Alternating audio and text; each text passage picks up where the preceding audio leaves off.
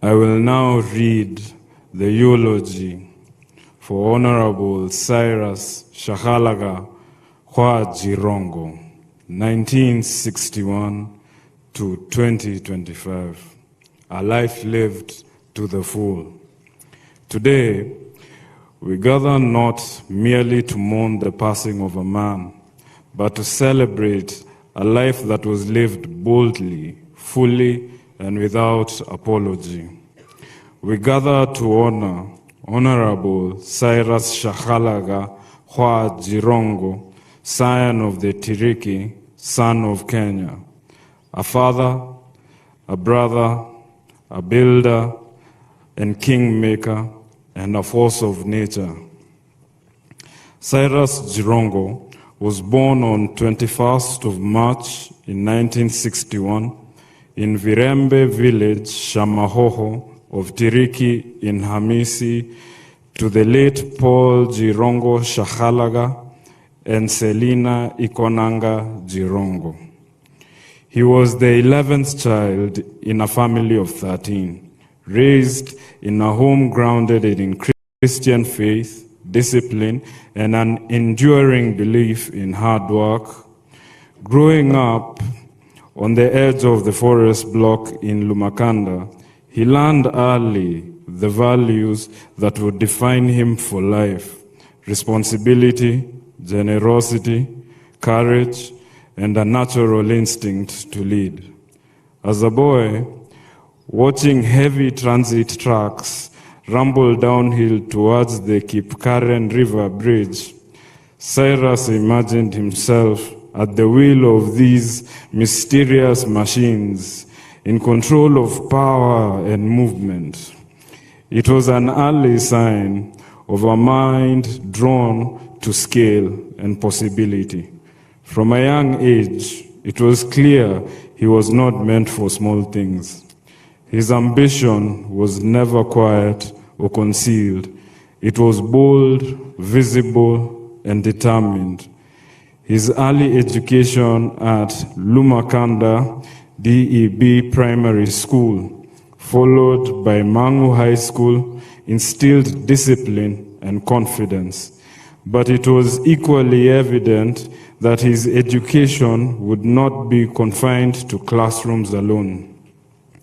Immediately after high school, Cyrus made a defining choice. He entered the world of business entrepreneurship. It summoned him not as an option, but as a command, and he answered without hesitation. He understood markets intuitively. Where others feared risk, he saw opportunity. He built, expanded, failed, rose again, and built bigger. In the early 1990s, he transformed Kenya's real estate landscape by pioneering affordable, spacious housing for the middle class at a time when such thinking was revolutionary. Hazina Estate, Saika Estate, Kemri Estate, and Ongota Rongai stand today as physical monuments to his vision. Beyond real estate, his footprint extended across energy, cement production, logistics, finance, and later into African mining and carbon markets. Cyrus Jirongo did not merely participate in the economy, he helped to shape it.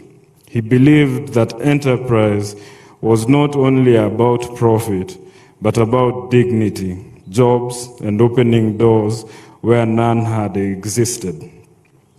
Though he learned relentlessly from experience, he also held a deep respect for formal education. He believed that knowledge was the one possession no one could ever take away. Later in life, he returned to the classroom, earning a higher national diploma in management from Cambridge University and an executive MBA from Jomo Kenyatta University of Agriculture and Technology. It was, however, in public life that Cyrus Jirongo became a national figure. In 1992, he was thrust onto the political stage as chairman of Youth for KANU 92, where he established himself as a master mobilizer, organizer, and strategist. His influence during this period was so pronounced that it put his erstwhile business success in jeopardy and forced him into active politics. He served Kenya with distinction as chairman of AFC Leopards, as member of parliament for Lugari constituency for 2 non-consecutive terms, as secretary for international relations of KANU, and as minister for rural development in parliament and cabinet.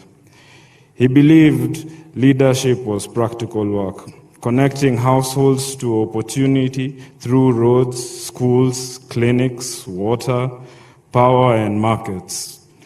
A little told story is about how at the height of the post-2007 election violence, he rode on a black Mamba bicycle, persuading his constituents to take in internally displaced persons.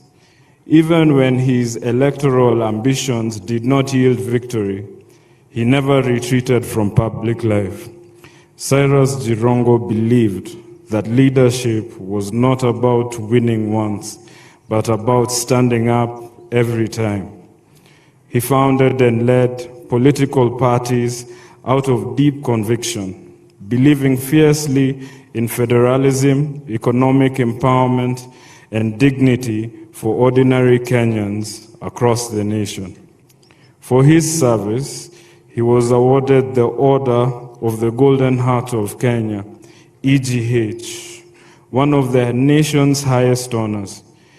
Yet those who knew him best will tell you that titles mattered less to him than impact. His proudest legacy was not office, but people, students whose education he paid for, families he supported, entrepreneurs he backed, businesses he rescued, and communities he uplifted. His role in championing the growth of Masinde Muliro University of Science and Technology remains a lasting gift to Western Kenya and the nation. Beyond public life, Cyrus Jirongo was above all a family man, a patriarch in the truest sense.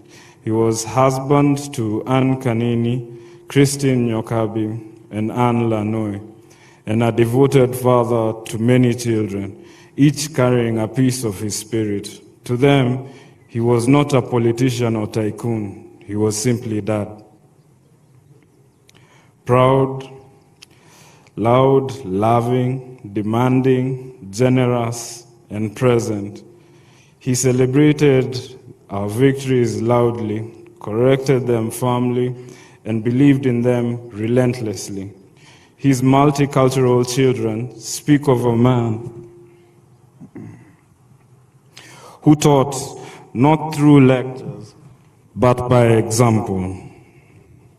A man who believed in courage, discipline, forgiveness, and laughter. His presence filled rooms, his humor disarmed tension, his voice carried authority. He gave freely, sometimes too freely, but always from a place of love. To his siblings, Cyrus was more than a brother. He was a pillar, a shield, a provider, and a pathfinder. He carried his family with him as he rose, never forgetting where he came from, never abandoning those behind him. In life, as in death, he remained the center that held many together. Cyrus Jirongo lived as he was, authentic, unapologetic. He spoke his truth, he took risks, he failed publicly, and rose again every time. He believed fiercely in possibility. He loved deeply and gave generously. Today, Kenya has lost a political giant. Western Kenya has lost a son. His family has lost a husband, a father, a brother, and a protector. But loss is not the final word on the Cyrus Jirongo story. He leaves behind something stronger than absence. Legacy. Legacy in the lives transformed. Legacy in the courage passed on. Legacy in children who carry his name and his fire. His voice may be silent, but his impact still speaks. His life was full, his race is run, and his legacy endures. Thank you.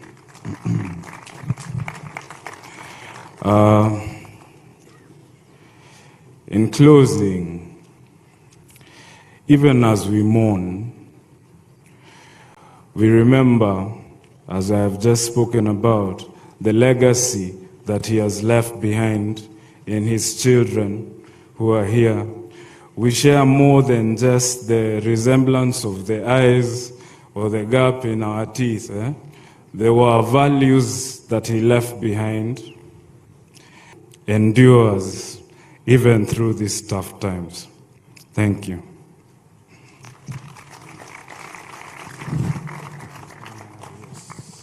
Can we give him a better hand clap?